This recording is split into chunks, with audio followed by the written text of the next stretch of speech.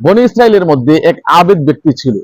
সে সব সময় ইবাদত বন্দেগী করত, ইবাদতের মধ্যে মশগুল থাকতো। জাহান্নামের আগুন থেকে বাঁচার জন্য, জান্নাত পাওয়ার জন্য সে সব সময় ইবাদতের মধ্যে মশগুল থাকতো। কিন্তু তার এলাকার মধ্যে পাপাচারে ভরপুর ছিল। মানুষ অশ্লীল পাপাচার দিয়ে পুরা এলাকাটাকে নষ্ট করে ফেলেছে। এই ব্যাপারে, তা বন্ধ করার ব্যাপারে তার বিন্দু পরিমাণ অনুশোচনা ছিল না, পদক্ষেপে ছিল না। কিন্তু সে নিজে আমল ইবাদত বন্দেগী করত, এদিকে তার কোনো ভ্রুক্ষেপ ছিল না। তারা যখন পাপাচার, অশ্লীল, অনাচার করতে করতে চূড়ান্ত পর্যায়ে চলে গেল, আল্লাহ রাব্বুল আলামিন হযরত জিবরাইলকে পাঠালেন, যাও যাও গিয়ে পুরা এলাকাটাকে উল্টিয়ে দাও, ধ্বংস করে দাও। হযরত জিবরাইল আল্লাহ তাআলার আদেশ পেয়ে টিম নিয়ে সেই এলাকার মধ্যে গেলেন। গিয়ে অনুসন্ধান শুরু করলেন কোন কারণে আল্লাহ রাব্বুল আলামিন এই এলাকাটাকে ধ্বংস করে দিবেন। তাদের প্রতি আল্লাহ তাআলা এত রাগ কেন, তার কারণ কি?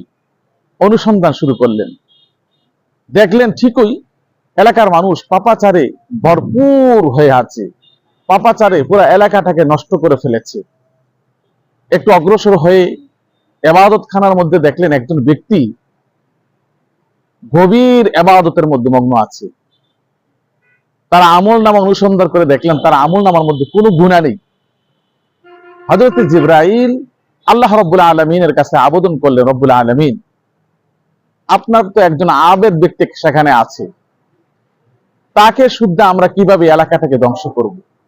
আপনি যদি আমাদেরকে বলেন তাকে হেফাজত করার জন্য, তাহলে আমরা তাকে হেফাজত করে পুরা এলাকাটাকে ধ্বংস করে দেব। আল্লাহ রাব্বুল আলামিন বললেন, না, তাকে শুদ্ধ পুরা এলাকাটাকে ধ্বংস করে দাও। তার কারণ হলো এলাকার মানুষ পাপাচারে, অশ্লীল অনাচারে বিভোর হয়ে আছে, ডুবে আছে।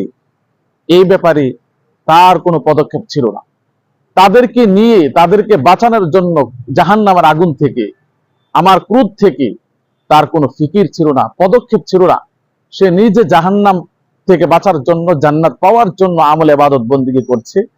অতএব তার আমল ইবাদত বন্দেগী আমার কোনো দরকার নেই, তার এই ইবাদত আমার দরকার নেই। তাকে শুদ্ধ পুরা এলাকাটা ধ্বংস করে দাও। সম্মানিত দর্শক, আমাদের সমাজের মধ্যেও তো এরকম অনাচার, ব্যভিচার চলছে। আমরা দেখেও না দেখার ভান ধরে চলে যাই।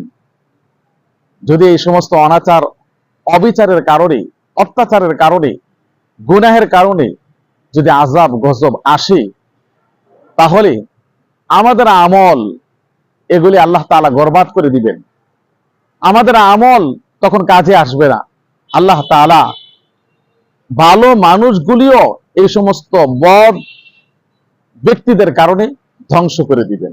এই জন্য উচিত হলো যেখানে অন্যায় সেখানে প্রতিরোধ করতে হবে, হয়তো হাতে, না হয় মুখের মাধ্যমে, না হয় অন্তর দিয়ে, না হয় দোয়ার মাধ্যমে সেটাকে বন্ধ করার জন্য চেষ্টা করতে হবে, প্রতিরোধ গড়ে তুলতে হবে।